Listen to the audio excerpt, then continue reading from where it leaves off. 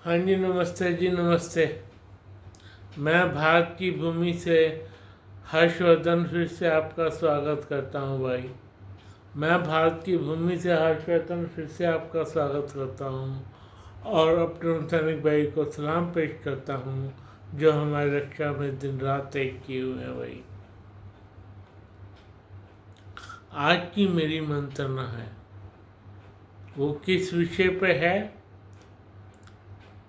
भाई? एक बात मेरे को समझ नहीं आती, जो हमारे बॉर्डर स्टेट है जैसे अरुणाचल हो गया,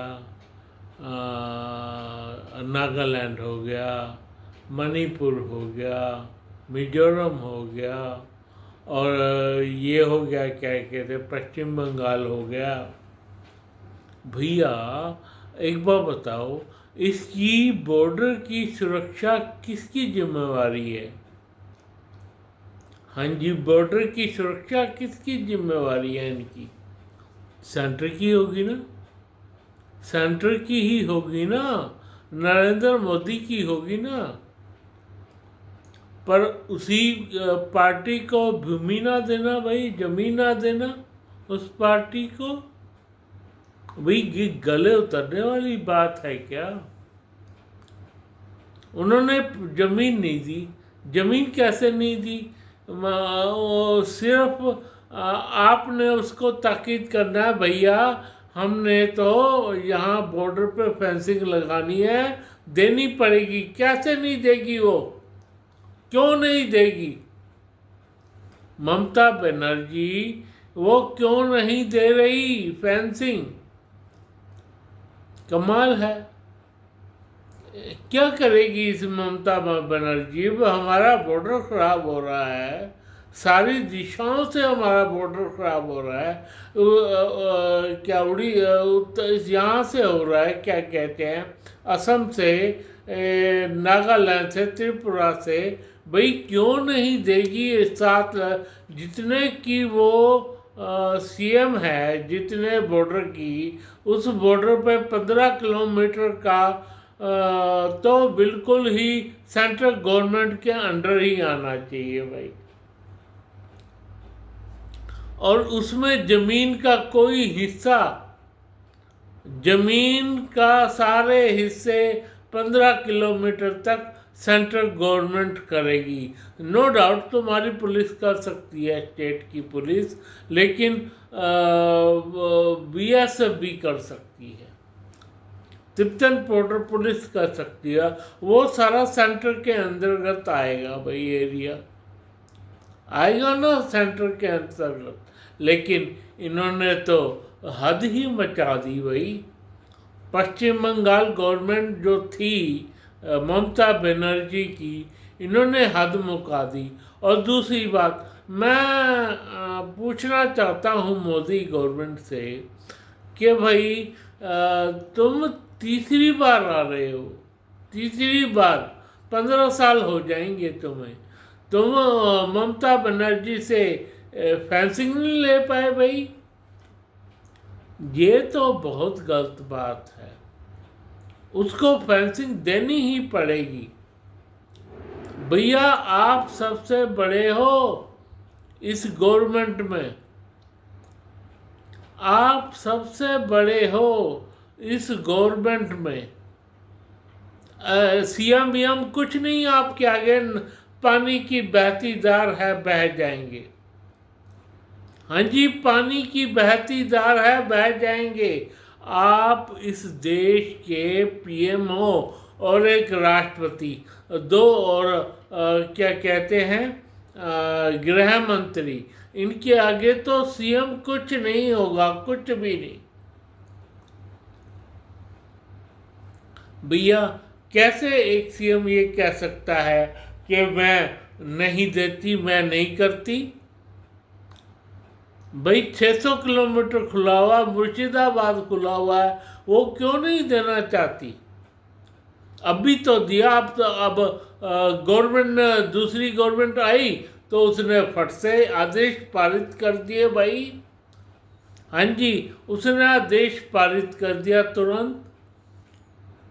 तुरंत पारित कर दिया और सारा का सारा जाम हो गया, सारा का सारा जाम हो गया भाई। और हमारी जो मीडिया है जो टीवी पे भी खबरें देती है, उसको कुछ पता ही नहीं। पता है, वो देना नहीं चाहते, क्योंकि वो लोग पैसा खाते हैं अपोजिशन से भाई, पैसा खाते हैं अपोजिशन से कसम से। जब से मोदी गवर्नमेंट आई है, मैं ये देख रहा हूँ कि भैया पैसा खाना ही एकमात्र धर्म रह गया है भाई।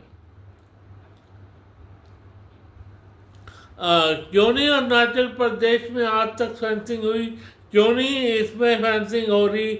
नागालैंड में क्यों नहीं फेंसिंग चारों दिशाओं में, मणिपुर में, नागालैंड में, अरुणाचल में, मिजोरम में फेंसिंग ही फेंसिंग कर देनी चाहिए भाई।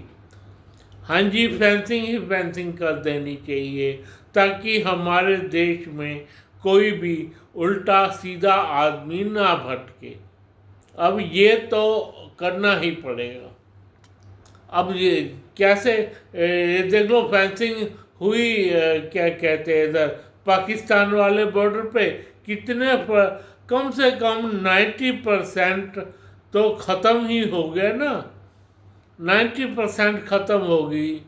क्या कहते हैं, 90% लोगों का आना जाना ख़त्म ही हो गया। हमें आने ही नहीं देना, हमें आने ही नहीं देना भाई उस बॉर्डर पे किसी को। वहाँ से फेंकते हैं तो उस पर भी अब क्या कहते हैं, अमित शाह की और एक वो सामने आई है तकरीर कि भैया 15 किलोमीटर तक का जो एरिया होगा वो बीएसएफ के अंडर आएगा। 50 किलोमीटर का एरिया तक वो छानबीन कर सकती है, छानबीन कर सकती है। और वहाँ से मान लो कोई फेंक देता, ऊपर से फेंक देता है, क्या कहते हैं, ऊपर से कोई ड्रग वगैरह फेंक देता है हमारे देश में, भैया वो भी इतनी आसान बात नहीं रही। फेंकना इतनी आसान बात हमारे देश में चीज़ें फेंकना अब इतना आसान नहीं रहा। आप बताओ, आप कर लोगे क्या? फेंसिंग है फेंसिंग, और फेंसिंग के अंदर भी सेंसर लगे हुए हैं, ऐसे नहीं, फेंसिंग के अंदर भी सेंसर लगे हुए हैं, बिल्कुल सेंसर लगे हुए हैं। वो सेंसर 1 मिनट में डिटेक्ट कर लेते हैं बंदे की खोजबीन इस तरह से आधारित होती है। और कुछ एरिया जो नदियों का है वो रह जाता, वहाँ हमारी बीएसएफ है ही, वहाँ हमारी बीएसएफ है ही।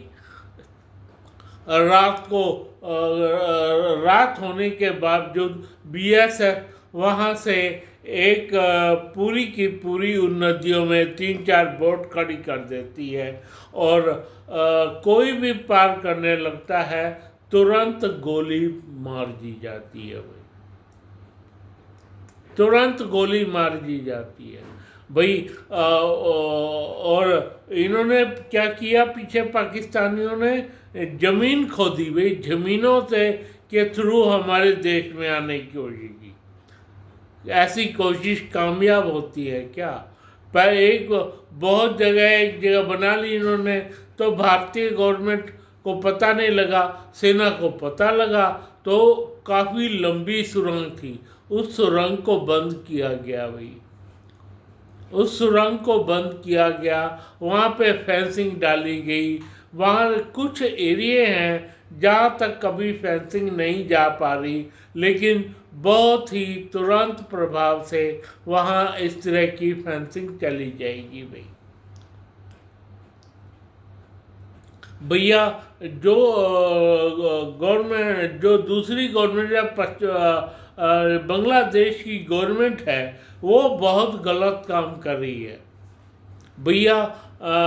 उनका तो हाल ही बुरा है। वो कुछ ना कुछ उल्टा सीधा काम हमारे देश में कर रही है भाई। चाहे ये गवर्नमेंट भी आ गई ना तो भी कर रही है।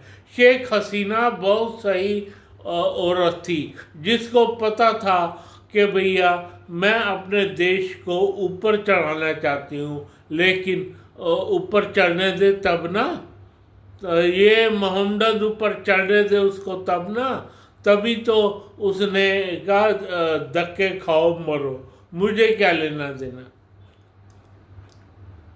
मैं तुम्हारे लिए कर रही थी, छोड़ दिया मैंने, उसने छोड़ दिया उसको। अब दूसरा पीएम है, उसके भी ढाल के 3 पात, उसके भी ढाक के 3 पात हुए पड़े हैं भैया। और क्या कह रहा है आसिफ मुनीर, मैं वहाँ जाऊँगा क्या कहते हैं बांग्लादेश में, और ये काम कर दूंगा, ऐसे काम कर दूंगा, वैसे काम कर दूंगा। अरे पागल हो गया है क्या तू? अपना देश तो संभलता नहीं, दूसरे देश में जाएगा। पहले वो अलग हो गया है। और आज तुम एक जान हो रहे हो, एक जान हो रहे हो तुम। तुम्हें पता है तुम्हें किसी चीज का के बिठा दिया अपने सैनिक बांग्लादेश में जाके भाई। भैया इस सब की हमारी देश की नज़र सब पे है कि तुम क्या कर रहे हो, तुम क्या कर रहे हो, तुम्हारे बस में क्या है, तुम क्या कर रहे हो। अगर और सुनो, अगर नेपाल नहीं सुधरा तो वैसी फेंसिंग वहाँ भी लगा दी जाएगी भाई। नेपाल नहीं सुधरा तो वैसी ही फेंसिंग वहाँ लगा दी जाएगी। पूरे देश में फेंसिंग होगी। तो ये समझ लो ये टाइम नज़दीक आने वाला है कि हाँ पूरे देश में फेंसिंग होगी और कोई भी मोहम्मद, कोई भी बंदा हमारे देश में वैसे नहीं आ सकता जितना खुला आता था। ये तुम लोगों ने ही सिखाया है हमारे को तुम लोगों ने ही सिखाया भाई। और मैं मानता हूँ कि मेरे को यकीन पूरा नहीं है कि 1 करोड़ लोग वापस चले जाएंगे भाई, अब चले जाएंगे बांग्लादेश में। मैं देख भाल रहा हूँ बड़ी गौर से हमारी गवर्नमेंट क्या कर रही है, हमारी गवर्नमेंट क्या कर रही है। अगर वो 1 करोड़ लोग वापस कर जाते हैं तो मैं कहता हूँ वो इनकी सबसे बड़ी जीतों में से एक होगी, सबसे बड़ी जीतों में से एक होगी भाई। मैं चाहता हूँ कि काश ये बंद हो जाए, हो तो जाएगा, बंद तो हो जाएगा इन्फिल्ट्रेशन। जो यहाँ पहले ही आ चुके हैं रोहिंग्या या फिर मुसलमान, उनका क्या, उनका 4-5 तो उनके जैसे उन्होंने आधार कार्ड बनवा लिए। अंदर के लोग भी तो कम नहीं है ना, हमारे अंदर के लोग इतने निठल्ले हैं, उनको पैसा चाहिए, पैसा चाहिए बस, चाहे किसी से मर्जी मिल रहा हो भाई। इस देश में अगर पैसा चाहिए तो मोदी की लाइन बहुत रेयर थी कि भैया अब सिर्फ जैसे कि हमारे देश में चल पड़ा है, सबके पास अपने रेडी वालों के पास भी ऐसे नियम हैं कि भैया वहाँ से तुम पैसा कैश भेजना नहीं चाहते, वैसे 2 रुपये, 3 रुपये, 4 रुपये, 25 रुपये देना चाहते हो तो मोबाइल के जरिए दिए जा सकते हैं। और इस मामले में और ज़्यादा हमें कठोर होना पड़ेगा। और अपने देश के उन कुत्ते बंदों से कहना चाह रहा हूँ कि भैया तुम लोग सुधर जाओ, सुधर जाओ, सुधर जाओ। अब समय आ गया है, हमारे देश में गवर्नमेंट को बहुत सख्त होना पड़ेगा, बहुत ज़्यादा सख्त होना पड़ेगा। हाँ जी हाँ, हमारे देश की गवर्नमेंट को बहुत ज़्यादा सख्ती की ज़रूरत भी है। बहुत हद तक तो कर दी, लेकिन बहुत ज़्यादा सख्ती की ज़रूरत बिल्कुल है, बिल्कुल है, बिल्कुल है। खैर, मैं अपने सैनिक भाई को सलाम पेश करता हूँ और अपने सब्सक्राइबर भाई से कहता हूँ मुझको लाइक करें, सब्सक्राइब करें। धन्यवाद, धन्यवाद, धन्यवाद।